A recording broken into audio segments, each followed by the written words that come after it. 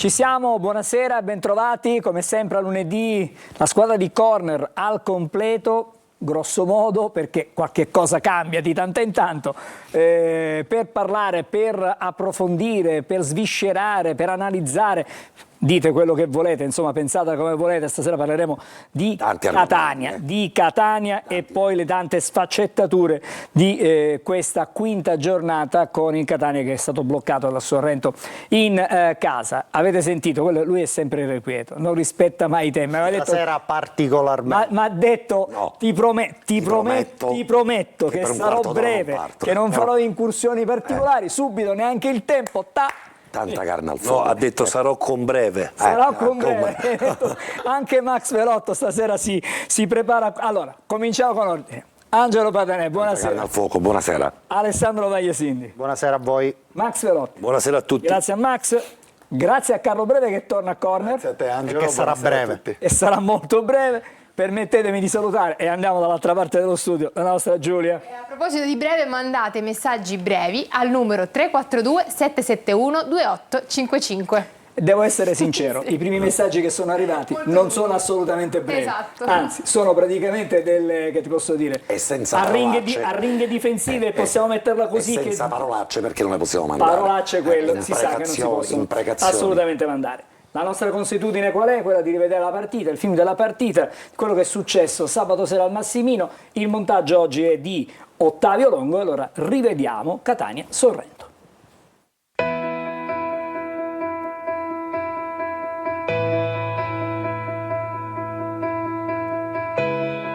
È stata una settimana ricca di fibrillazioni, quella che ha preceduto questa partita del sabato pomeriggio contro il Sorrento. È stata anche una settimana di cambiamenti, e lo capiremo dalle formazioni che scenderanno in campo per il Catania.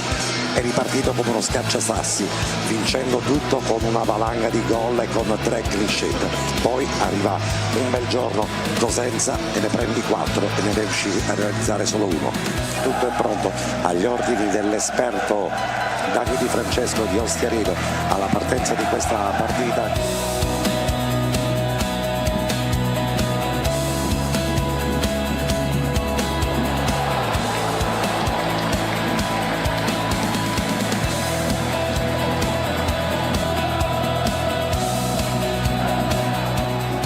Sparagliare i numeri, Cicerelli, lo scambio all'interno regale, la giocata di tacco di Menez e poi la girata di Forte centrale. Peccato, strozzata, ma che giocata quella di Menez. E questa è un'azione ben combinata. Il tiro di Cicerelli alto sulla traversa, Carlo, peccato. Sì, la posizione era molto defilata, quindi non era semplice.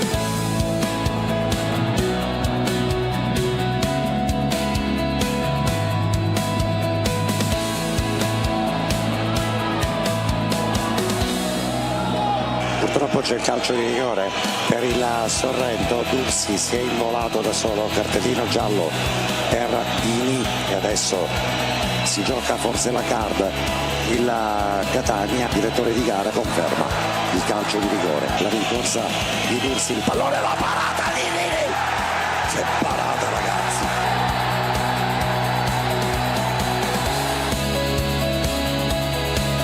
Cicerelli prende la rincorsa direttamente sulla testa della barriera, poi esce in maniera goffa Rasser, prova a piazzarla.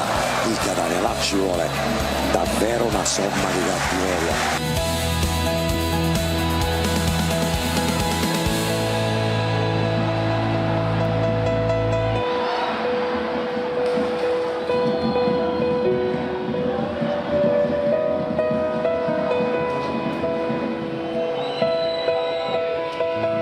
L'arbitro manda le due squadre negli spogliatoi, piovono i fischi allo stadio Massimino Carlo.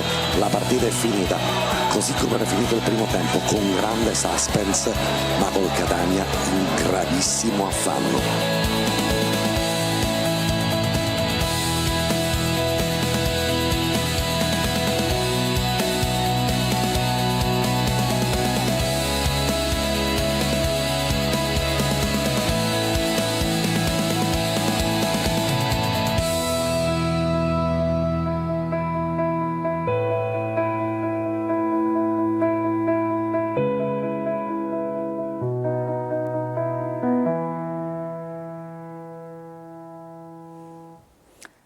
Io partirei proprio dalle ultime parole di Angelo Patanè, con il Catania è in gravissimo affanno. Non faccio però commentare a te queste parole, vado da Alessandro Vagliasindi. La considerazione è molto sorprendente e vi faccio un ragionamento. Al nastro di partenza di questo campionato, da tutti accreditate 3 favorite, Salernitana, Catania e Benevento. Se andiamo a vedere l'organico di queste 3 squadre, la constatazione è semplice: la Salernitana in questo momento gioca con 11 undicesimi nuovi, tutti giocatori nuovi, allenatore nuovo. Il Benevento in questo momento gioca con 8 undicesimi nuovi, allenatore lo stesso, ma nella formazione tipo sono 8 nuovi su 11. Il Catania ai nastri di partenza si è presentato con 12 ventitreesimi della scorsa stagione e con una formazione idealmente titolare che prevede 5 undicesimi nuovi. Ok, quindi il ragionamento che abbiamo fatto tutti è che il Catania a questo punto del campionato doveva essere più avanti della Salernitana e del Benevento, idealmente, per sfruttare l'onda lunga del lavoro della scorsa stagione e degli inserimenti mirati condivisi da dirigenza e tecnico che avrebbero dovuto dare il salto di qualità a questa Alessandro, squadra. permettimi, Sì. possiamo magari vedere la classifica per capire un attimo qual è la differenza dopo 5 giornate? 5 punti di svantaggio rispetto alla Salernitana dopo 5 turni mi sembrano un po' troppi. Esagerato, questo distacco assolutamente allarmante. Quindi da questa considerazione, che credo sia oggettiva, e che le prime 3 giornate di campionato in qualche modo avevano legittimato, perché il Catania, ricordiamolo bene, non è un altro campionato, è 3 settimane fa, il Catania aveva dato dimostrazione di grande competitività, ma soprattutto di una condizione atletica straripante. C'è una squadra che riusciva a raddoppiare e a triplicare sugli avversari e che duelli ne vinceva iosa in tutte le zone del campo. A un certo punto è sceso il buio, da Monopoli a Cosenza fino a sabato col Sorrento. Questa metamorfosi negativa è inspiegabile oppure spiegabile secondo quelli che sono i temi che andremo a sviscerare nel corso della trasmissione. Vorrei sentire un parere tecnico a questo punto, quello di Carlo Breve, che ha seguito tutte le partite accanto ad Angelo Patanè. Abbiamo fatto partite in casa, partite fuori casa. Hai visto l'involuzione, non l'involuzione di questa squadra? Io parlo da un punto di vista fisico, involuzione. Da un punto di vista tecnico ci arriviamo magari dopo. Diciamo che il Catania, che è partito fortissimo, con una buona, ottima fisionomia, con un'identità forte, quando il tecnico è stato costretto a scegliere per necessità, ha dovuto fare virtù, non ha trovato le mosse necessarie per fare decollare come aveva fatto nelle prime 3 giornate della squadra. Quindi in queste 2 gare dove c'è stata necessità di cambiare per indisponibilità dal punto di vista degli infortuni, non si sono trovate le giuste contromisure a questi 2 avversari, Cosenza per tutti e l'altro ieri il Sorrento. Ma è soltanto il titolo, perché poi parlerò magari... Prima il titolo me lo dai fra un po'. No, un titolo su quello che ha detto in questo momento. Potete un altro, ma intanto Sì. il titolo è che probabilmente, anzi sicuramente, Toscano ha dovuto fare a meno nell'arco delle ultime 2 giornate di campionato, soprattutto di almeno 5 di 6 giocatori che avrebbero conteso la titolarità. Quando ti mancano 6 giocatori, 6. La regia nel frattempo, mentre tu esponi, ci fa vedere chi erano i giocatori assenti per indisponibilità contro il Sorrento. E allora così l'argomento lo spieghiamo ancora meglio. L'argomento tracciato da Carlo, dove ti manca Aloi, ti manca Caturano che sarebbe stato titolare sempre in una partita come quella di ieri, ti manca Martic, ti manca Donnarumma, ti manca anche Ruffini, cioè 6 indisponibili che avrebbero conteso il ruolo di titolare nella partita di ieri e nella partita precedente, reputo che sia sicuramente un argomento importante, non l'unico. E spiegare perché erano infortunati anche. Soprattutto perché. Fatemi fare un passaggio anche su Max Velotto, perché a te, più che la questione tecnica della squadra, ti chiedo del direttore di gara. Sì. Direttore di gara che è stato chiamato al SVS per cercare di capire cosa fosse successo. Diciamo subito che le immagini a disposizione questa settimana non erano tutte chiarissime. Sì, diciamo che è stato un pochettino il nodo della prestazione anche dell'arbitro. Tre chiamate FVS, l'assegnazione di un calcio di rigore, la richiesta di una condotta violenta, il presunto fallo di mano allo scadere, sono tutti episodi che hanno caratterizzato la prestazione, diciamo, dell'arbitro, che nel complesso secondo me ha diciamo così, elemosinato una lieve sufficienza, nel complesso non ha, diciamo, combinato danni, non ha influito sul risultato, però c'è qualche piccola sbavatura che andremo a vedere più avanti. Allora, adesso c'è Ma non mi sembra sufficiente. Ieri l'arbitro, rispetto a quello che abbiamo visto nell'ottica della Serie C, mi sembra stato un arbitro che non ha come... Guarda, io ti interrompo subito e faccio una riflessione velocissima. Sì. Il vostro modo di giudicare gli arbitri so. è legato molto agli episodi. Se un arbitro indovina tutti gli episodi, la prestazione è sufficiente; se l'arbitro sbaglia gli episodi, la prestazione è negativa. Io invece faccio un'analisi più tecnica, io vedo delle cose che voi non riuscite magari a vedere, come una mancanza di omogeneità in alcune valutazioni tecniche di falli, gestione, diciamo, tecnica non proprio precisa, ma anche a livello disciplinare sinceramente non mi ha lasciato, Sapevo che ti davo un assist e non mi ha lasciato molto contento, e torno a ripetere, vedremo poi nello specifico di che cosa ci arriviamo.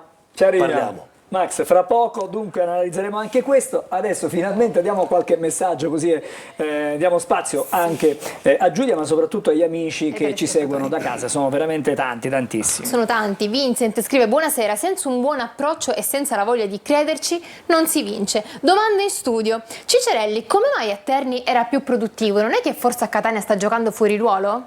Ciccarelli a Terni giocava attaccante, cioè giocava negli ultimi 25 metri. A Catania abbiamo visto fare anche il mediano, quindi c'è una bella differenza in questo momento. Con questi giocatori è possibile fare un gioco propositivo e giocare con il 4-3-3 catanista 46? Però se ci fai domande la pubblicità la mandiamo fra Sì, dai, però sono molto curiosi. fra una settimana. Strano che non siano arrivate domande su Toscana, cioè, è pazzesca sta cosa però. Arrivano. Allora, Adesso più che 4-3-3, rispondo io sinteticamente, in questo momento di emergenza l'unica soluzione secondo me ipotizzabile è un 4-2-3-1, perché i centrocampisti in questo momento disponibili sono 3, quindi ti devi tenere almeno un cambio in mezzo al campo, puoi giocare con un trequartista o una seconda punta in più che può essere Lunetta e mettere Casasola e Donnarumma o Celli o chi per lui sulla linea dei difensori. Questa potrebbe essere una soluzione per tamponare l'emergenza. Sì, torniamo di nuovo da Giulia.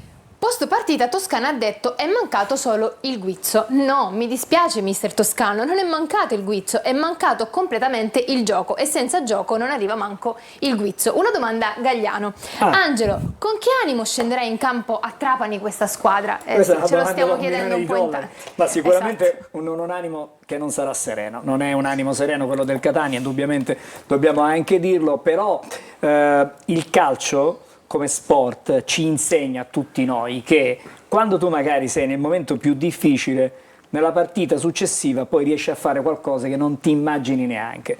Noi ce l'auguriamo e lo speriamo. Io ricordo la grande squadra si vede nei momenti di grande difficoltà. Allora, io ricordo, se il Catania è una grande squadra, mercoledì lo deve va a dimostrare. Trapani e vince. No, però io volevo ricordare un episodio. Chi avrebbe mai scommesso sulla vittoria del Catania a Torino contro la Juve dopo quella, insomma, come è arrivata quella squadra a quella sfida? Ricorderete che quell'anno il Catania era praticamente retrocesso e poi da lì cominciò tutta un'altra storia. Quindi diciamo che non esistono delle regole per cui... Però lì c'era un signore che si chiama Sinisa Mihajlovic. E c'era in attacco un signore che si chiama Maxi Lopez che poi arrivò praticamente da lì a poco. Vabbè, però ne discuteremo, ne parleremo durante la trasmissione. Giulia, ci fermiamo qui, sì. Facciamo una breve sosta, appena pochi minuti e poi torniamo con, attenzione, qual è il tema? Il tema di questa sera è... Solo il titolo. Solo il titolo? Sì. Allevamento di polli. È un enigma. Ci vediamo dopo, a fra pochissimo.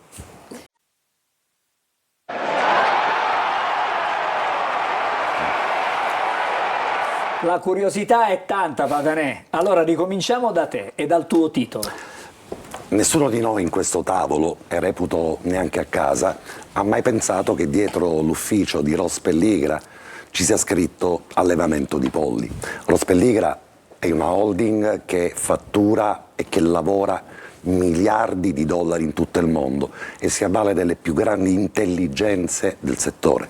Nessuno ha mai pensato che dietro gli uffici di Zarbano e di Grella ci fosse scritto allevamento di polli. La società è stata rinforzata con l'arrivo di Zarbano come direttore generale, che è uno degli uomini più esperienti che c'è in questo momento in circolazione in Italia. Lo stesso dicasi per l'ufficio stampa, dove è arrivato Pippo Sapienza. Dietro il suo ufficio non c'è scritto certamente allevamento di polli, ma vi è una spiccata intelligenza insieme ad Angelo Scaltriti, storico addetto stampa del Catania, e ovviamente abbiamo il meglio anche in panchina, perché è normale ritenere che dietro lo staff tecnico e del tecnico toscano non ci sia scritto allevamento di polli. Toscano è certamente l'allenatore che nel breve periodo ha vinto più di tutti con i salti di categoria dalla Serie C alla Serie B. È un dato oggettivo ed incontrovertibile. Non vorrei però che qualcuno di queste figure sopra menzionate abbia ritenuto che dietro le telecamere, dietro le utenze televisive, nelle case degli abbonati del Catania ci sia scritto invece la targhetta allevamento di polli, perché le risposte che dà Toscano ci lasciano francamente basiti, interdetti per un certo qual senso, e ci danno l'impressione che magari vi sia una sottovalutazione della percezione che ha qualcuno dall'altra parte della barricata nei confronti della città di Catania. Guardiamo la classifica, perché Toscano ha risposto che a domanda specifica, quinta di campionato, 6 giocatori infortunati, tutti quanti o per problemi muscolari o derivanti da carichi o sovraccarichi di lavoro, ha detto che gli infortuni fanno parte del gioco ed è una menzogna. Alla quinta giornata di campionato, guardiamo le prime 5 in classifica, Salernitana, Benevento, Casarano e Monopoli, nessuna di queste squadre ha infortunati. La Salernitana non ha nessun infortunato, il Benevento ne ha 2, ma sono 2 infortunati cronici che provengono dal ritiro e addirittura dall'anno precedente, una lesione brutta, lesione muscolare al legamento crociato per un giocatore, Beccariello, e un altro che si tirano da dietro. Casarano e Monopoli non hanno giocatori infortunati, e guardate lì giù il Trapani, che ha 3 punti soltanto perché vi è una penalizzazione importante, non ha un giocatore infortunato.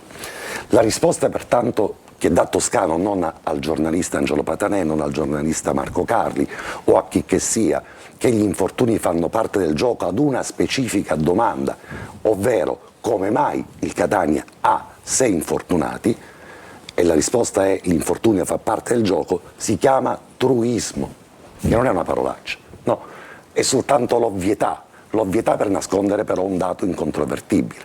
È una risposta ovvia, come dire, durante un Gran Premio si cambiano le gomme al pit stop, ma qui la domanda è: ma perché questa macchina ha cambiato 12 volte le gomme durante un Gran Premio? E quella risposta non favorisce l'intelligenza di chi ascolta, di chi recepisce, perché la menzogna storica sul dato incontrovertibile non offende il cronista, il giornalista, ma offende chi ascolta, chi recepisce il messaggio.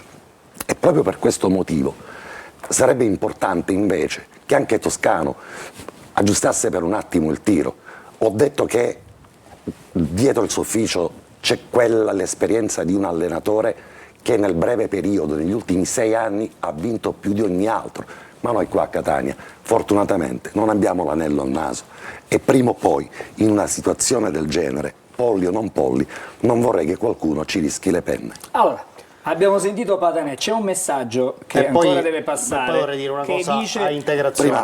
Prima parte. Sì, paragona il Catania alle Ferrari, come per dire, le Ferrari hanno i piloti, ma in questo momento manca l'ingegnere. Questo è il messaggio. La sintesi. No, l'ingegnere c'è. No, Angelo, qui manca la percezione, perché Manca il pilota, Toscano, forse. Toscano ha detto due cose Qui parlano importanti. di ingegneri. Ha detto due cose l'ingegnere c'è. importanti. Ha detto durante la conferenza stampa, nella preparazione di questa partita, io non ho nulla da rimproverarmi, quindi, signori miei, la situazione degli infortuni non mi preoccupa. Cioè, io sarei terrorizzato, non preoccupato, ma terrorizzato se alla quinta giornata di campionato, mentre tutte le altre formazioni non hanno i 6 infortunati muscolari o da carichi di lavoro, nessuno traumatico, del Catania, ne sarei terrorizzato.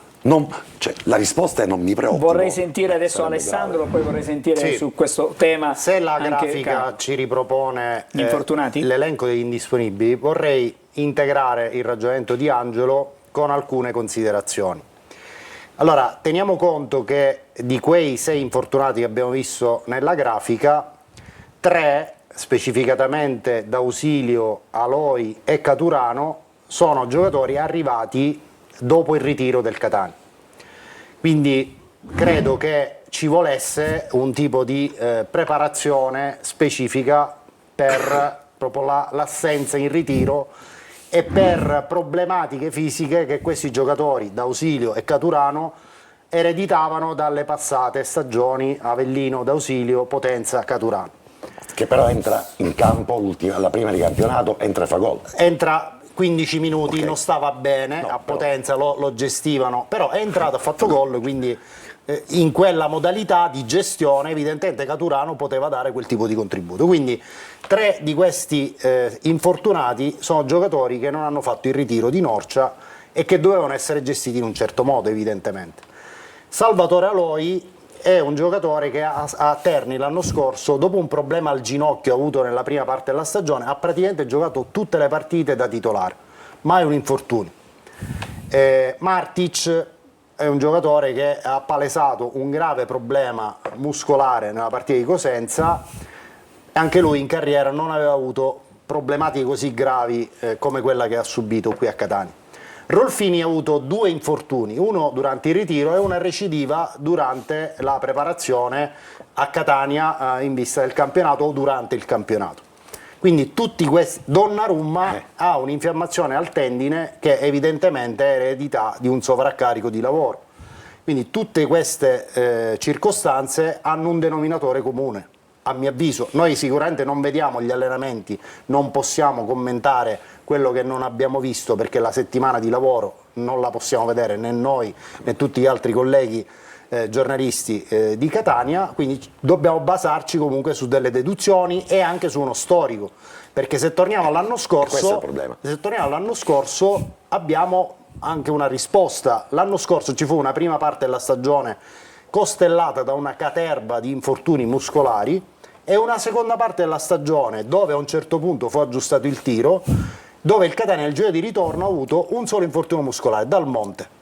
Quindi evidentemente il metodo dal girone d'andata al girone di ritorno dell'anno scorso è cambiato Alessandro. e i risultati sarà un caso ma si sono visti. Forse quest'anno si è tornato al metodo del girone d'andata della scorsa stagione. Alessandro, non lo sappiamo. I campi di allenamento sono gli stessi. E allora ne parleremo dopo. Perché c'è un altro aspetto che è legato invece alla ipotesi che causa di tutti questi mali sia il cibalino, ma anche in tal senso proveremo a fare un ragionamento. Allora, vado da Carlo e poi vado da Giulia, sull'elemento infortunio ovviamente. Sull'elemento infortunio.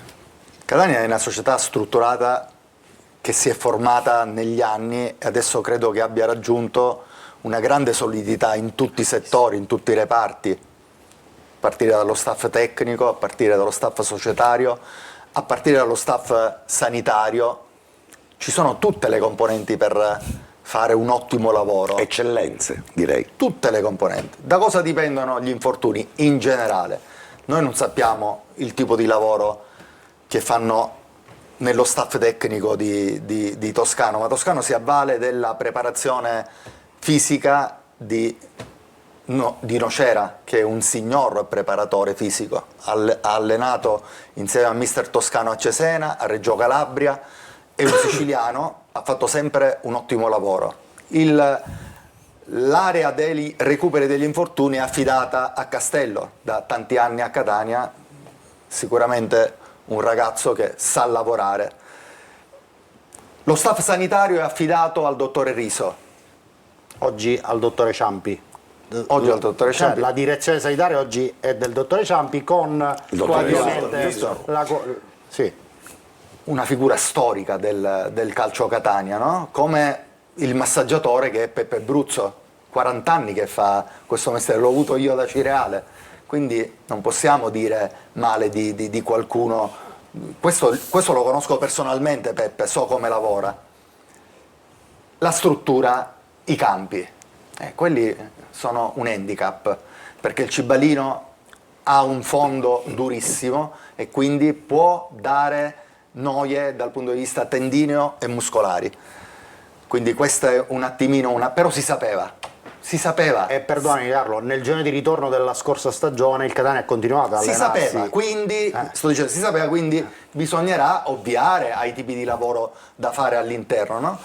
Poi i lavori come sono fatti? Uno è un lavoro a secco che fa il preparatore fisico, dove può personalizzare e sicuramente personalizzerà i lavori per ogni calciatore, quindi ruolo, se ha giocato la domenica prima, se non ha giocato, caratteristiche fisiche, si personalizza il lavoro. Sicuramente lo staff di Toscano farà in questo modo. Dal punto di vista tecnico-tattico tutti i lavori sono uguali per tutti e lì bisogna vedere quello che chiede il tecnico alla sua squadra durante le sedute di allenamento, soprattutto del martedì, del mercoledì e del giovedì, perché il venerdì e il sabato sono degli allenamenti di rifinitura dove sicuramente non si dovrebbe andare incontro. Sicuramente più leggeri. Esatto.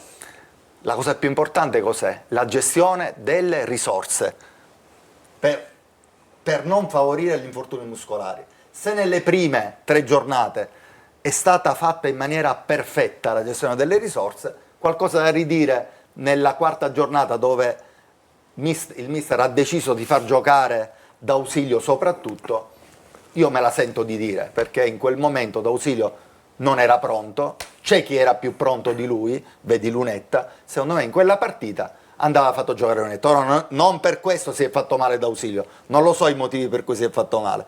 Altri motivi quali possono essere, Angelo? Cattiva professionalità dei giocatori, non esiste, perché a Catania sono arrivati tutti grandi professionisti, sono stati scelti uno per uno, sono ragazzi che sanno fare i professionisti e sicuramente si comportano bene. Queste sono a 360 gradi le analisi che possono provocare degli infortuni muscolari.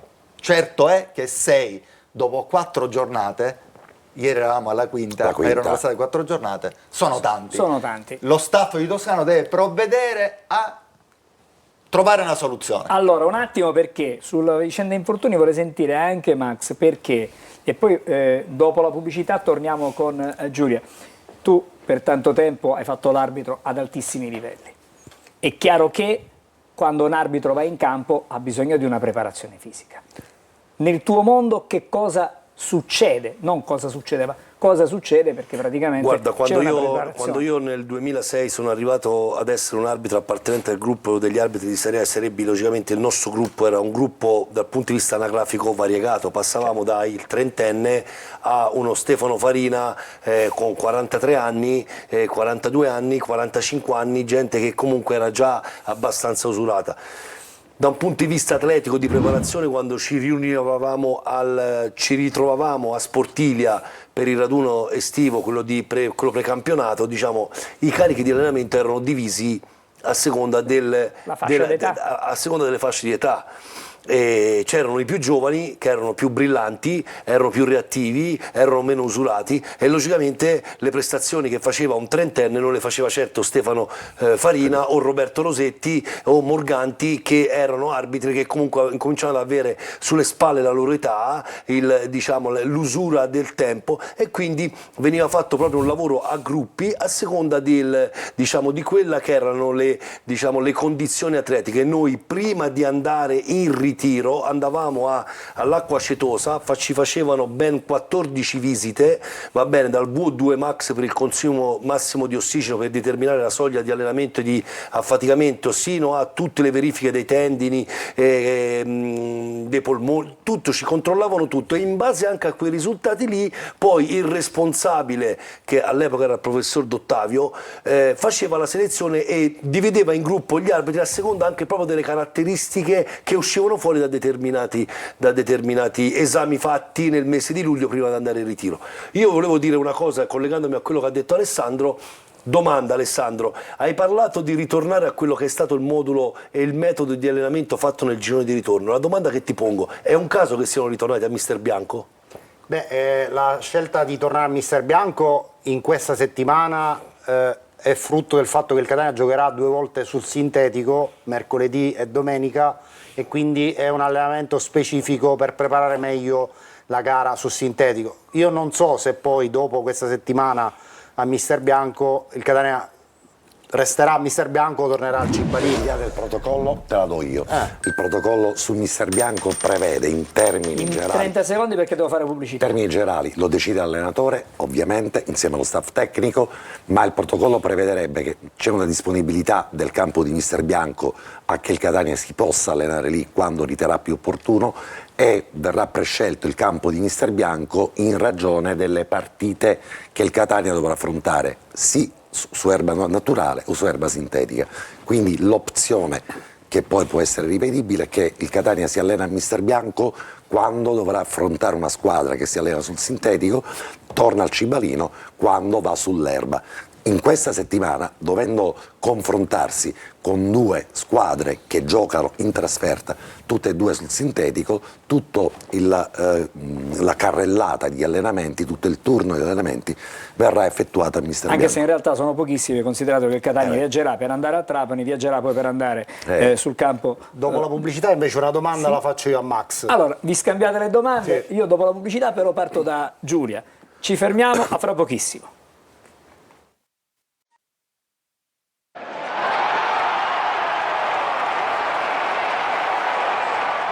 Allora, torniamo di nuovo insieme, come promesso ripartiamo comunque da Giulia con i messaggi da casa. E Carmelo59 fa una domanda a Patanè e per scanso di equivoci gliela farò. Buona serata Patanè, ma i polli siamo noi tifosi che riempiamo lo stadio? Assolutamente no, la metafora era chiara ed evidente, anzi tutt'altro. Ho detto che anzi Catania è una città che ha grande esperienza in fatto di calcio, ha grande cultura calcistica, non merita risposte che sembrano adottate per un pubblico dal quoziente intellettivo medio-basso. Tutt'altro, quindi chi va allo stadio torni allo stadio, ma chi risponde a determinate domande pensi che chi lo ascolta ha una passione, un amore incondizionato, ha un'intelligenza calcistica sicuramente, non dico superiore alla media, ma lo è molto quantomeno, rispettabile. esattamente, quantomeno al pari delle più grandi società calcistiche mondiali. Poi domande secche per Vagliasindi. Toscano è a rischio, la società è contenta, Cannavaro in tribuna è un indizio? Al momento non è a rischio, la società non è contenta, Cannavaro in tribuna non è un indizio. Ok. Toscano sta disprezzando sia Cicerelli che Jimenez, impiegandoli testardamente fuori ruolo. Buonasera, 5 punti in 5 gare in meno rispetto alla prima in classifica. Non c'è male e mercoledì giochiamo con la seconda in classifica. E se perdiamo, Toscano sarà messo in discussione? No. No. Buonasera, si parla sempre di infortuni, è ormai diventata una routine e parliamo tutti di over 30. E poi basta con sta difesa a 3, troppo lenti i centrali e manca un mediano dei piedi buoni. La più grande pecca non averlo preso, Peppe 71. Aloi secondo me è un signor mediano e la sua assenza in questo momento è devastante.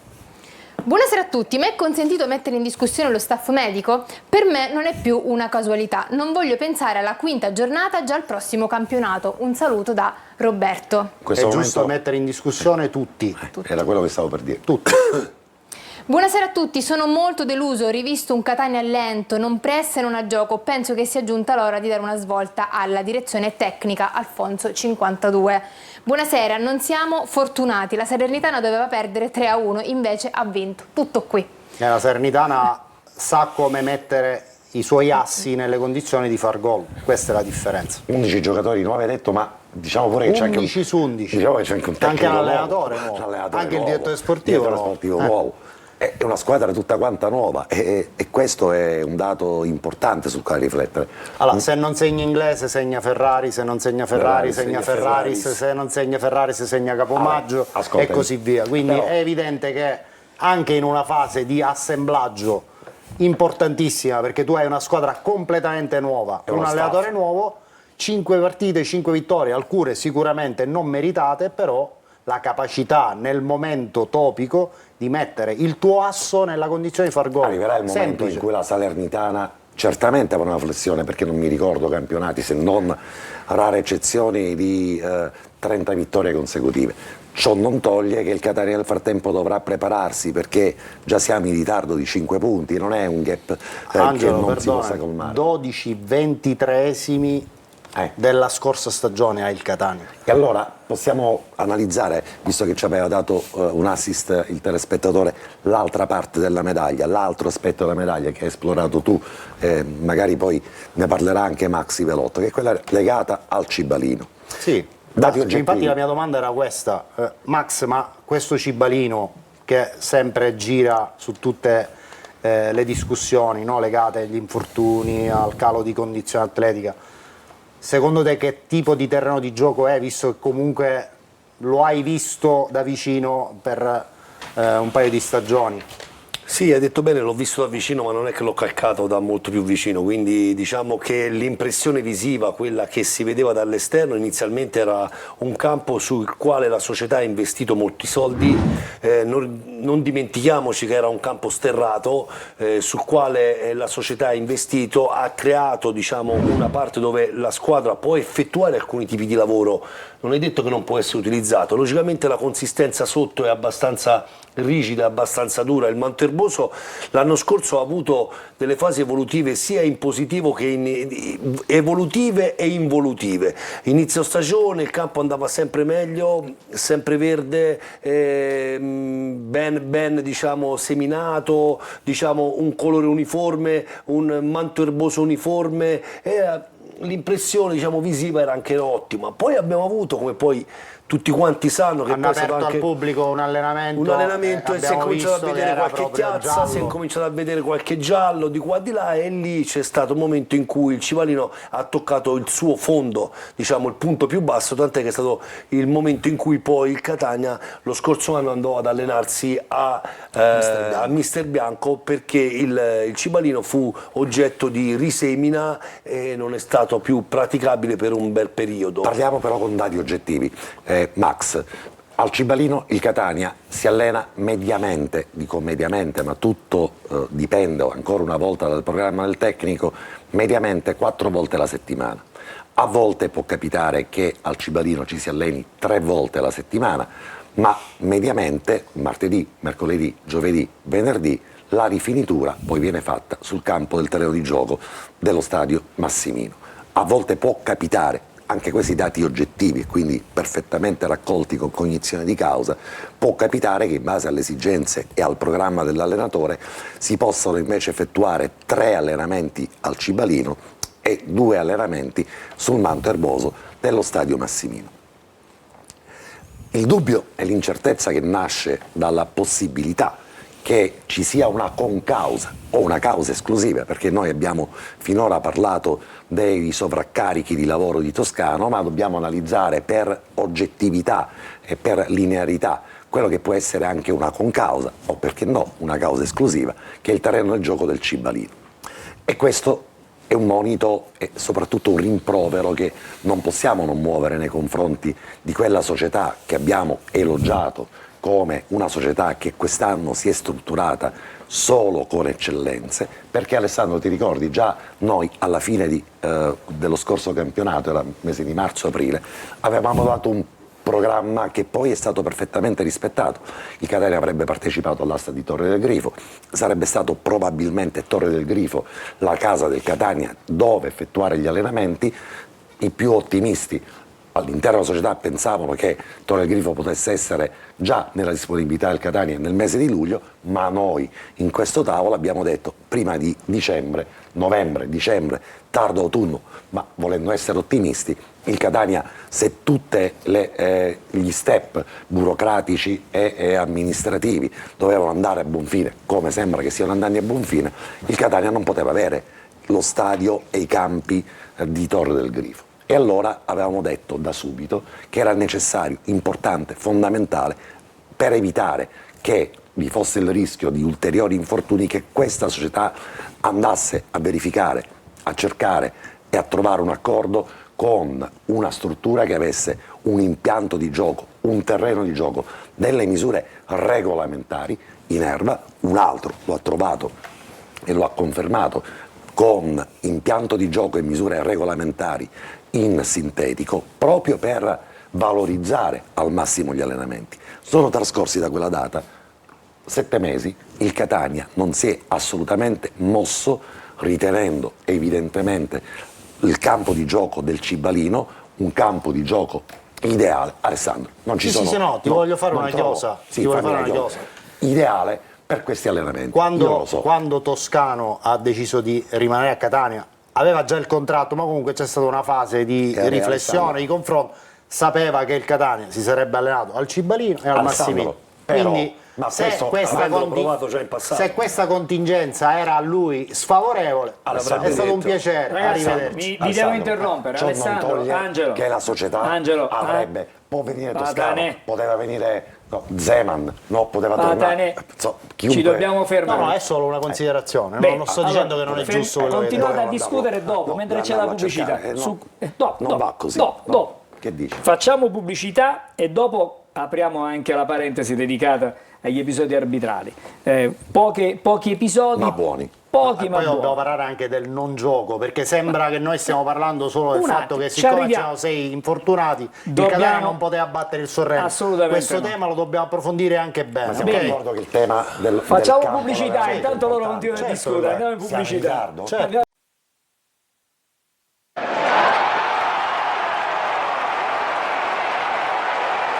Allora, interrompiamo la discussione tra Patanè e Vagliasindi che perché dobbiamo parlare del non gioco. Ci arriviamo, però adesso vorrei vedere i 3 episodi che abbiamo selezionato sulla partita di sabato, Catania-Sorrento. Cominciamo subito con il rigore concesso al Sorrento. Max. Sì, diciamo, come abbiamo detto prima, ci sono stati 2 o 3 episodi molto carini, simpatici, tra cui il calcio di rigore assegnato al Sorrento, che vediamo c'è questa imbucata, l'attaccante del Sorrento che logicamente va man to man con Dini. Dini esce in maniera negligente, in maniera imprudente e non può fare altro che atterrare il giocatore. Apro e chiudo la parentesi. In queste situazioni la card? Qui il Catania si è giocato la card. In queste situazioni qua non bisogna fare troppa filosofia. A livello di Serie C questo è calcio di rigore. Poi se qualcuno vuole dire si è lasciato andare, il tocco forse non c'è, il gomito secondo me invece è alto e lo tocca, il giocatore si lascia andare a questo livello qua, questo è calcio di rigore. Dobbiamo toglierci dalla testa che non siamo nel campionato di Serie A dove abbiamo 18 telecamere ad alta definizione con una super mega slow motion che ci permette di capire l'intenzionalità del giocatore. Guardate il gomito di Dini. Il gomito di Dini destro è alto e va a colpire il piede sinistro. Guardate con attenzione perché avete la risposta a tutti i dubbi. Guardate. Vai. È normale che il giocatore, chi dice che si lascia cadere, invece anche nella volontà del giocatore di cercare di saltare il portiere e quindi compie quel gesto come se si vuole lanciare, eccolo, a saltare il portiere, inciampa nel gomito di Dini. Qualcuno sosteneva che le braccia e le mani di Dini fossero basse, in realtà il gomito destro di Dini colpisce il piede o la tibia del giocatore del Sorrento. Per me questo è calcio di rigore, troppa filosofia non va fatta.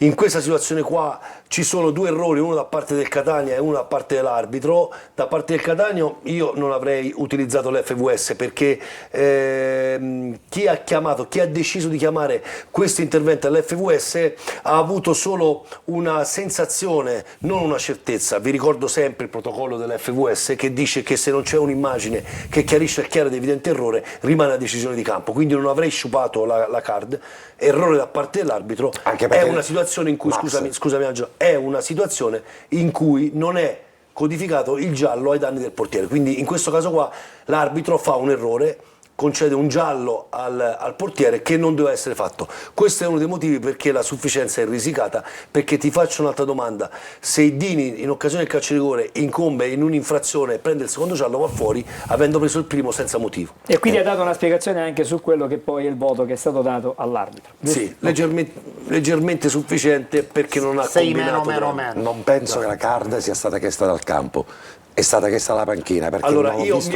mi auguro che il discorso è che qua ci dovrebbe essere secondo me un pochettino di sinergia tra mister Toscano in sala stampa. Mi sembra che Dini abbia fatto Dini segnale. è normale Allora, si alza e dica che non ho fatto niente, ma normalmente no, io abbiamo dico visto in una altri cosa, campi che sono alla il domanda giocatore a esplicita chiedere. in una conferenza stampa di inizio stagione, quando fu chiesto come pensavano di utilizzare l'FVS, mister Toscano disse che ci sarebbe stata sicuramente una collaborazione da parte dei giocatori, tant'è che abbiamo visto anche a Cava quando Forte ha chiamato il calcio di rigore per un fallo di mano che non c'era. In questo caso qua, io fossi stato Dini, se l'ha chiamato Dini secondo me ha fatto un doppio errore, uno perché ha procurato il rigore e due perché lui era consapevole di aver toccato il giocatore, quindi in questa situazione qua non devi mettere in condizione la società di perdere una card. Se sei consapevole di aver commesso il fatto non devi cercare, non devono andare alla ricerca di una giustizia che non esiste, soprattutto a questi livelli qui dove la restituzione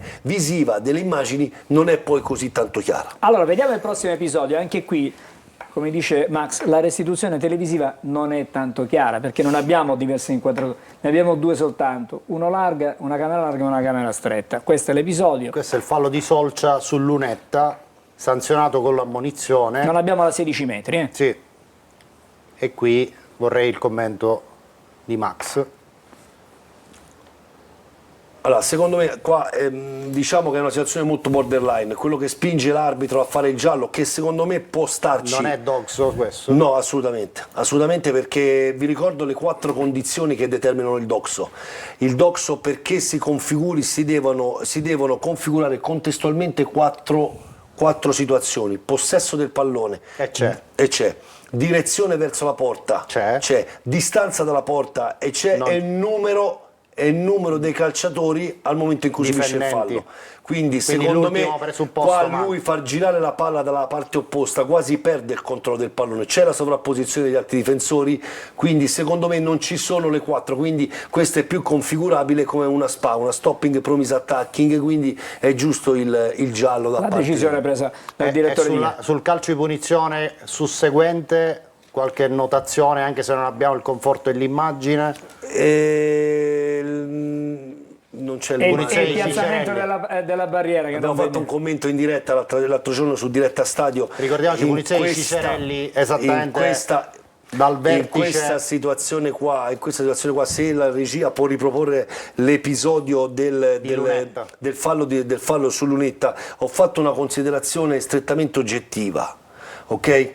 Perché qua Lunetta subisce fallo praticamente sopra la linea della lunetta esterna della di rigore. Informo i telespettatori, così per conoscenza, quella lunetta che è disegnata al limite dell'area di rigore rappresenta la distanza che bisogna mantenere in occasione del tiro del calcio di rigore.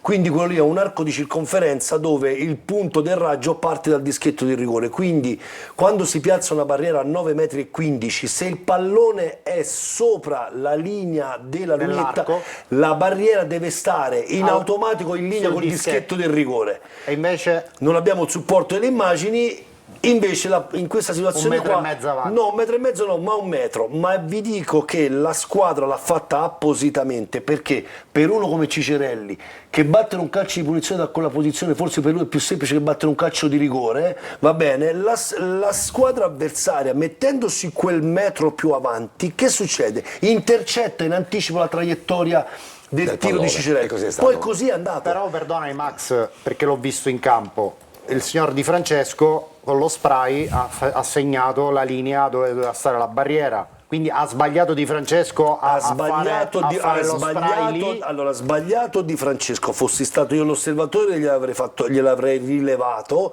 perché io posso capire i giocatori, l'arbitro lo deve sapere. Ci insegnano che il riferimento della lunetta fuori dall'area di rigore, che se è 1 metro indietro, la barriera sta 1 metro indietro avanti al dischetto. Se è dentro tra l'area di rigore e la lunetta, la barriera si sposta più verso la porta. È un parametro. Ma che il capitano del Catania non può andare a dire all'arbitro la barriera non è a posto. Giusto, quello che l'invito che io faccio è che nella conoscenza famosa del regolamento del gioco del calcio bisognerebbe conoscere anche che cosa rappresentano quelle righe per terra, al di là dell'area di rigore, che se il fallo è dentro o fuori può scaturire un calcio di punizione o un calcio di rigore.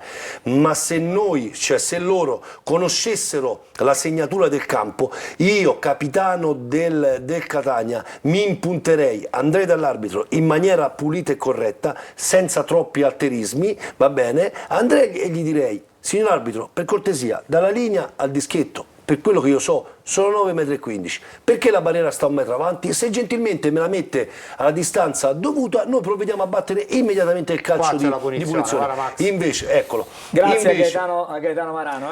Invece Guardate, il giocatore addirittura esterno, c'è Gherardi che combatte alla barriera sulla sinistra rispetto al teleschermo del Sorrento, è posizionato proprio sul dischetto del rigore. Bravissimo. Mentre la barriera è più avanti almeno di 1 metro. Ma addirittura c'è un giocatore ancora più avanti. C'è un giocatore ancora più avanti, e le immagini, se possono andare avanti, se no ve lo spiego io. In questa situazione qua Gherardi richiama l'attenzione dell'arbitro perché si lamenta e la palla va a sbattere sul giocatore più esterno della barriera sulla testa. Questo a dimostrazione che quel metro che loro tra virgolette hanno rubato ha fatto la differenza, perché è andata ad intercettare la parabola di Cicerelli. Siamo all'ultimo episodio adesso, che è il rigore contestato, comunque in qualche modo reclamato. Recupero. Reclamato in pieno recupero dal Sorrento. C'è un fallo intanto di Pieraccini a 5-6 metri dall'area di rigore, e c'è questo calcio di punizione per il Sorrento che va a battere Dursi. E qui la panchina del Sorrento si gioca l'FVS sperando insomma nel jolly. Ma tanto eravamo già quasi a tempo scaduto. Ma è giusto, dal punto di vista strategico, nulla da dire. Strategicamente allora, perfetto. l'utilizzo dell'FVS va bene, deve essere fatto in maniera oculata durante i 90 minuti, ma quando siamo all'ultimo secondo, se hai la necessità di interrompere il gioco, se hai la necessità di perdere tempo, se hai necessità se hai anche la possibilità di giocarti un'ultima chance, è bene che se la giocano, se ce l'hai in tasca. In questo caso qua loro la giocano per dire, come ha detto Alessandro, proviamo a giocarci l'ultimo jolly. Secondo me non c'è assolutissimamente niente in questa situazione, perché il braccio del giocatore del Catania, Corbari, parte alto ma poi stringe e va addosso al corpo, quindi il movimento è naturale, è congruo al gesto atletico, il braccio è molto vicino al corpo. Secondo me giusto non assegnare il calcio di rigore, e dico anche corretto chiamarlo da parte del Sorrento, qua perché comunque la partita era praticamente l'errore finita. qui lo commettono Toscano e Moschella, che si fanno allontanare e che prendono oggi due giornate di squalifica. Questo è un aspetto non poco da tenere in considerazione. Perché su questo punto di vista qua il giudice sportivo è molto rigido. Loro hanno detto all'inizio campionato, in una riunione che è stata fatta con le società, che non vogliono assolutamente nessuno che si avvicini all'area destinata all'FVS, devono stare al di fuori dell'area delimitata, va bene, e dopo il primo richiamo, se non si allontanano immediatamente, l'arbitro è costretto, ha il dovere di allontanarli. Addirittura Moschella, che è un collaboratore che sta nella panchina aggiuntiva, significa che sta nella panchina vicino al tunnel di uscita dal terreno di gioco, si è fatto 30 metri per andare a sindacare sulla decisione dell'arbitro. Mister Toscano ha fatto altrettanto e purtroppo sono stati allontanati e il provvedimento. E perché? Ma poi non cambia niente. Non cambia niente. Ci dobbiamo fermare, fra poco torniamo da Giulia. Intanto breve sosta, poi Giulia, e poi cerchiamo di capire quali sono i problemi non gioco esattamente del Catania. A dopo.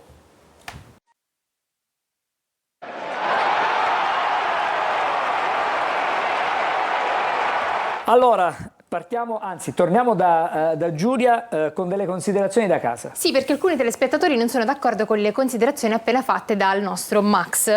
In particolare scrivono: ma non sono d'accordo con Velotto proprio per nulla. Ma che significa questi livelli e rigore? Il rigore o c'è o non c'è, e questo non c'è per niente. Perché il giocatore si tuffa 1 metro distante da Dini? Ma stiamo scherzando? Un'altra ancora: mi dispiace di dissentire, il rigore è inesistente, il portiere ha i gomiti chiusi, mentre il giocatore del Sorrento è andato proprio sui gomiti del portiere di proposito. Un'altra ancora: buonasera, non voglio contraddire l'osservatore degli arbitri, a me sembra che il giocatore del Sorrento si tuffa e cerca il contatto con Dini, per me non era rigore. Carlo da Catania. Invece Paolo da Catania scrive: secondo me Velotto dovrebbe stare in panchina per poter consentire all'allenatore di dare la card. Beh, grazie allora alla nostra Giulia, che ci ha dato un feedback immediato su quello che abbiamo fatto rispetto alla Moviola. Le opinioni chiaramente sono tutte da considerare, da prendere in considerazione. Adesso parliamo d'altro, Alessandro, cerchiamo di capire che cosa succede a questa squadra. Io ho fatto una domanda al termine di Diretta Stadio, proprio nella fase finale, a Toscano: se non è il caso magari di ripensare qualcosa di diverso da un punto di vista tattico, perché ormai il Catania sembra facilmente leggibile da parte degli altri. Che cosa sta succedendo? C'è un'involuzione? Allora, sempre per contestualizzare, Sì. in campo, nella formazione titolare che il Catania ha schierato contro il Sorrento, c'erano 7/11 della formazione dell'anno scorso, ok? Era lecito, anche in considerazione dell'assenza dei 6 giocatori, che questa squadra producesse molto di più in termini di gioco, di automatismi, di pressione in avanti, di riempimento dell'area di rigore, molto di più rispetto al tiro in porta di Di Tacchio. Un tiro in porta il Catania in 90 minuti, a Rasser ha fatto una parata contro il Sorrento, contro il Sorrento, perché se non contestualizziamo anche l'avversario possiamo dire sono tutti fenomeni, contro un rigore sbagliato al Sorrento e altre 2 situazioni molto insidiose nella seconda parte del secondo tempo create al Sorrento, quando il Catania ha avuto proprio un tracollo. Perché tutto questo? La domanda è: in questi 14 mesi, cioè il lasso di tempo da cui Mimmo Toscano siede sulla panchina del Catania, perché non si è avuta una progressione, cioè da un punto di vista del lavoro, degli automatismi? Perché 7/11 della squadra dell'anno scorso non riescono a produrre più di quello che abbiamo visto sabato, Carlo? Ieri non mi è piaciuto la mancanza di coraggio nella prima parte della partita, nella fase di possesso, dove l'unico che cercava il rischio era Cicerelli. Cicerelli si prende la responsabilità di andare l'1 contro 1 e andare a saltare l'uomo anche a rischio di perdere la palla. Jimenez ieri non l'ha fatto quasi mai, cercava sempre la giocata semplice, il compitino. Jimenez deve dare molto di più. Per il resto l'assenza di Donnarumma e l'impiego di Celli come giocatore tutta fascia sicuramente penalizzano le risorse del Catania, e la poca brillantezza di Casasola a destra ieri hanno fatto un po' il quadro della situazione. Dal punto di vista tattico il primo tempo è stato copia e incolla con la partita col Monopoli, quindi mi è piaciuto l'atteggiamento aggressivo del Catania sui riferimenti. Il secondo tempo no. Meno sui riferimenti, perché si giocava più di reparto dietro. Pieraccini andava a comporre la difesa a 5 e quindi ha accettato Toscano il 3 contro 2 a metà campo del Sorrento, e soprattutto nell'ultimo quarto d'ora, quando c'era da andare a fare l'ultimo assalto, ha messo stoppa per Forte. Lì avrei fatto qualcos'altro, togliendo un difensore e mettendo stoppa. Ma io mi aspettavo proprio questo: o mettere Lunetta a tutta faccia, o addirittura mettere Lunetta dietro Forte, rischiare un 4-2-3-1, uomo contro uomo, sui riferimenti, e chissà che non poteva nascere qualcosa, proprio per il problema di non riempire l'area. Forse stiamo dimenticando però una cosa, per onestà intellettuale dobbiamo dirlo, ma questa squadra a un certo punto ha comprato la dirigenza uno dei giocatori più forti in termini assoluti negli ultimi tempi come attaccante, che si chiama Salvatore Caturano. Questo non ha fatto ancora un minuto, cioè è arrivato a Catania che andava gestito, aveva giocato il suo bel quarto d'ora, il suo gol l'aveva fatto, ma da quando si è iniziato ad allenare col Catania ancora non ha fatto un minuto di gara. E perché Rolfini? Scusami, d'accordo, è Rolfini, ma parliamo di quello che doveva essere l'attaccante di riferimento di questa squadra. Vabbè, ma in questo momento anche uno, te ne bastava averne Alessandro, uno in più. facciamo e così. invece siamo Ma perché? a giocare Ma perché? forte Lunetta, Ma perché Lunetta ragioniamo, forte. perché ragioniamo in termini così divagatori quando abbiamo un elemento fondamentale? Caturano. Caturano arriva da gestire e arriva che gioca e che segna. Ma nessuno ci ha spiegato, o meglio, ci hanno spiegato soltanto la conferenza stampa che era stato un problema muscolare, il segreto di Pulcinella, mascherato da non dare vantaggio agli avversari. Voglio dire, mi sembra una cosa un po' banale, ancora una volta ricordando anacronistica. esatto, quel truismo per cui diciamo cose assolutamente scontate che poi sanno tutti quanti. Ma la questione è, se vero è che magari Caturano è pronto per arrivare in campo o quantomeno per essere arruolato, perché non portarlo così come è stato fatto con Donnarumma, metterlo in panchina? Non avrebbe giocato, avremmo detto che non giocava la partita, ma ancora è un giocatore che non è stato neanche tenuto in panchina per vivere con la squadra un minuto di partita. Boh. Lo sai quando farà i primi minuti di partita, Caturano? Non lo so, che ne so. A Cerignola. Ma Ce lo perché auguriamo, abbiamo- ce lo auguriamo. Ma Già potrebbe essere scusami Ale, ma convocato per mercoledì. Ritieni che se tu hai una panchina dove ti mancano 6 giocatori, ne tieni uno che già sai che non deve giocare, che è Donnarumma, te ne mancano 6, se mi permetti, per quello che mi può dare, no? Come ti porti il capitano virtuale di questa squadra, come ti porti un giocatore che comunque ha bisogno di trovare l'intesa anche dalla panchina con i compagni. Io Caturano gli ho fatto 3 anni di contratto e non sono stati bruscolini, è una, chiamiamola così, risorsa di questa società, ancora non l'abbiamo visto. Dico, che succede? Allora, direi di chiudere il discorso Sorrento.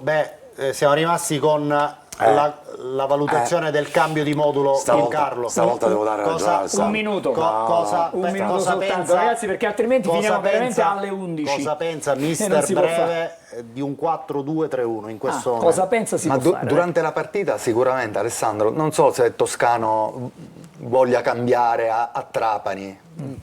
Ieri ha dato un'apertura alla domanda di Angelo Gagliano quando gli ho detto mister, ma sarebbe opinabile anche durante la gara fare un cambio di sistema di gioco perché altre squadre ci stanno leggendo. Mi è sembrato aprire a un possibile cambio di sistema di gioco, ma quello che più mi preme dire, ci deve essere coraggio. Ecco, ha ragione Toscano quando dice i numeri sono numeri, lasciamoli perdere.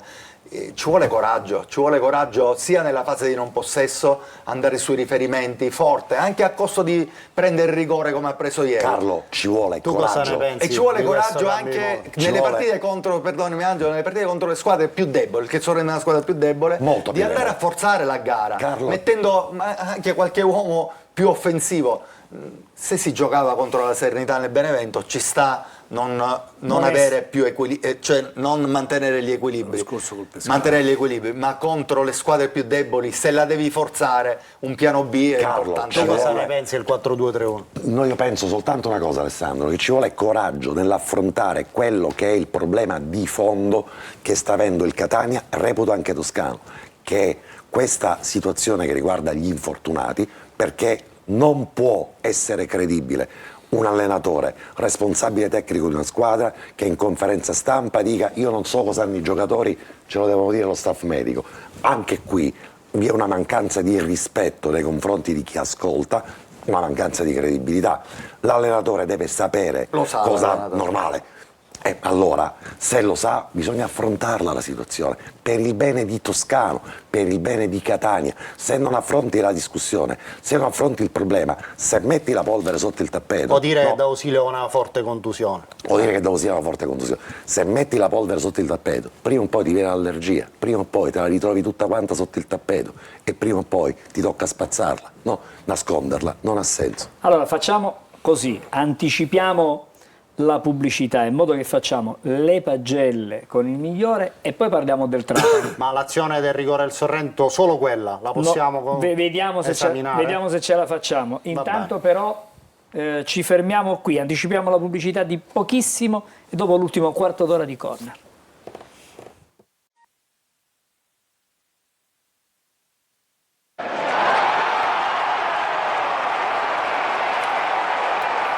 C'è un conto alla rovescia che parte adesso, 13 minuti. Ma già sta finendo? Sta finendo, già. È volato. Prolunghiamo. Giulia, partiamo dal migliore, dai. Partiamo dal migliore, perché il migliore indiscusso della partita disputata sabato contro il Sorrento è proprio lui, quello che andremo a vedere, Andrea Dino con voto 7,5. In un contesto di tensione strisciante diventa lo scudo che non si piega nel momento in cui il piede può scivolare nel burrone. Tradito dal pacchetto difensivo non può far altro che causare il rigore, ma sul destro potente di Dursi non si scompone e lo blocca, regalando l'unico momento di gioia di un pomeriggio buio. Su di lui ci sono almeno 4 punti in più del Catania. 5. Sì. Ma Monopoli, Cavese diamo e questo. diamo una variabile. No, 5 su 10. Quindi 5 questo su ti dà 10. anche l'unità di misura e il rendimento della squadra. Bravo. Se 5 punti te l'ha portato il portiere su 10, fate voi le conclusioni.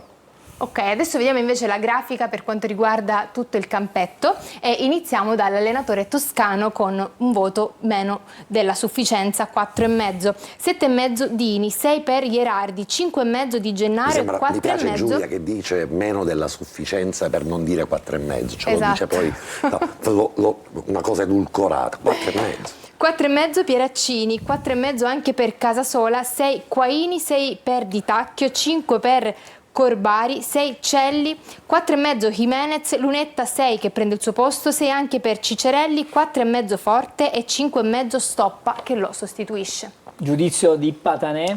Allora, a Toscano sul campo do 5, sulle risposte che ha dato in conferenza stampa e dopo la partita do 3. Quindi la media più o meno è 4. Non è Siamo là, 4,5. allora. È 4. Possiamo restare al volo sul campetto? Come no, certo. Volevo fare un'ultima considerazione. L'effetto dei nuovi è già svanito. Questa è la considerazione più inquietante che rilevo. Cioè Casasola, giocatore completamente diverso da quello che abbiamo ammirato all'esordio o nelle prime 2 o 3 partite. Cicerelli in regresso, Forte in regresso netto.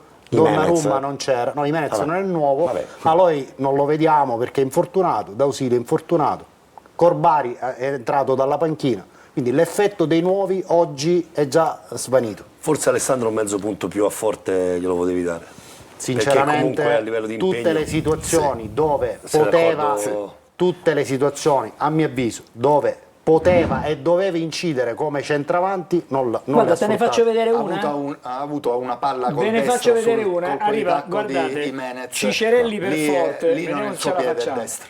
Ce n'è una che abbiamo preparato, una vediamo se verticalizzazione. riesce Gaetano Marano come ha fatto il miracolo, è una clip già pronta.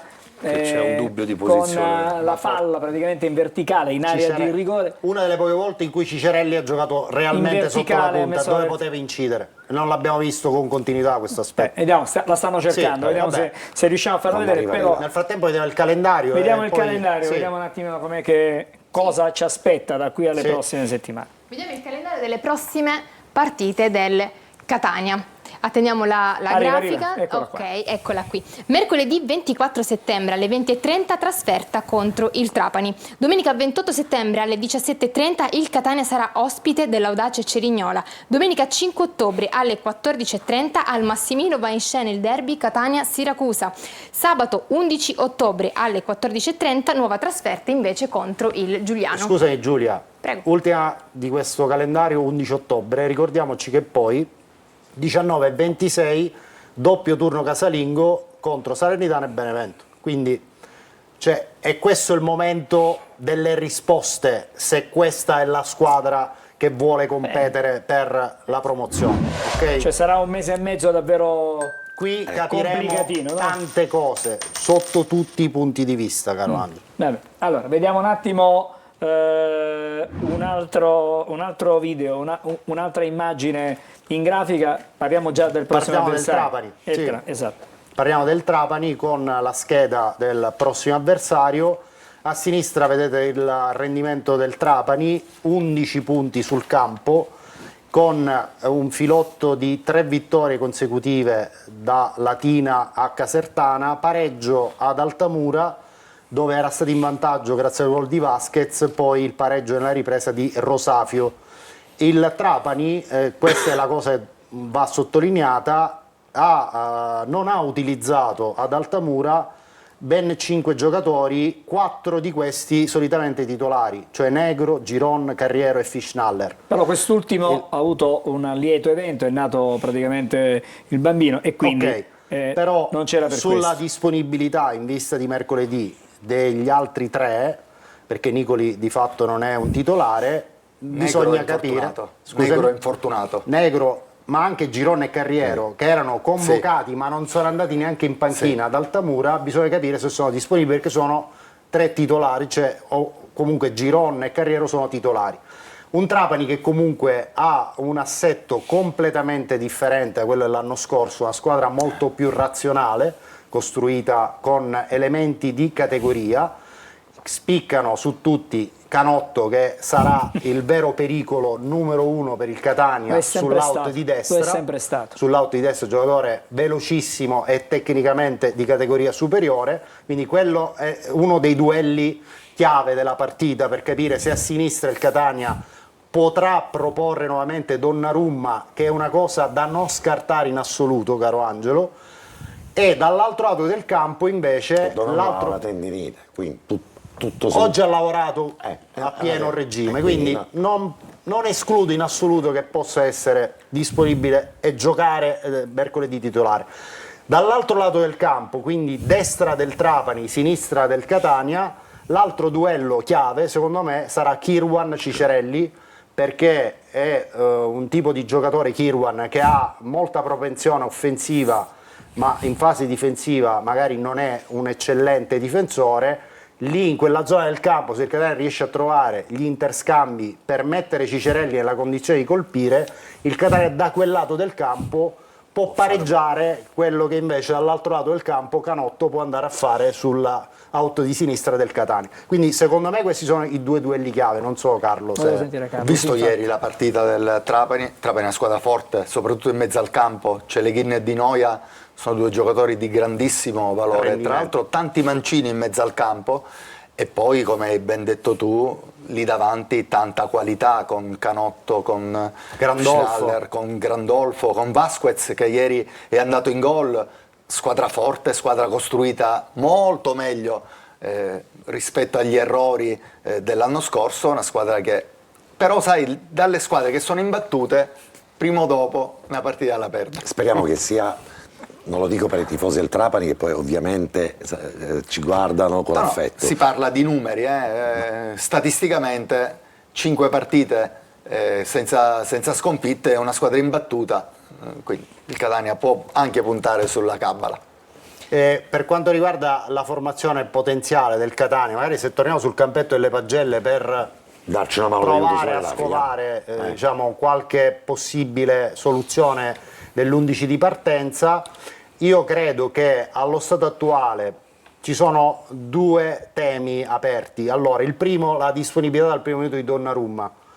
Se questa circostanza fosse praticabile, potrebbe essere Donnarumma sui 4 di centrocampo e forse Celli preferito a Pieraccini sulla linea dei 3 difensori, perché comunque Celli, quando è stato in condizioni fisiche, ci siamo scordati anche di Celli come infortunato di questa stagione, comunque potrebbe tornare a fare il braccetto a sinistra e ricomporre quindi quell'asse che aveva ben funzionato in avvio di stagione.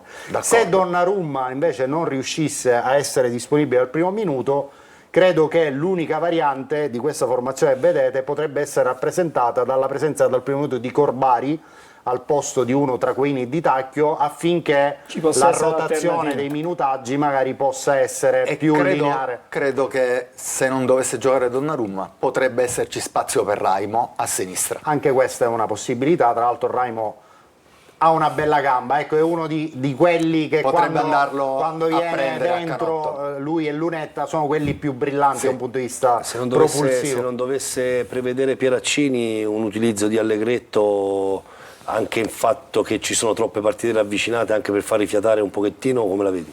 Celli secondo me in questo momento ti dà più garanzie, non che Allegretto non li dia. Per il passo, Allegretto è un difensore più centrale, un metro e Anche per le 90, caratteristiche degli per le attaccanti. caratteristiche di Non c'ha Canotto, velocità. Canotto è molto veloce, lì ci vuole uno non molto... sarebbe insomma la partita dove andarlo Però a Allegretto rischiare. è Allegretto un giocatore a me piace assolutamente tantissimo. affidabile, cioè, Mi piace tanto.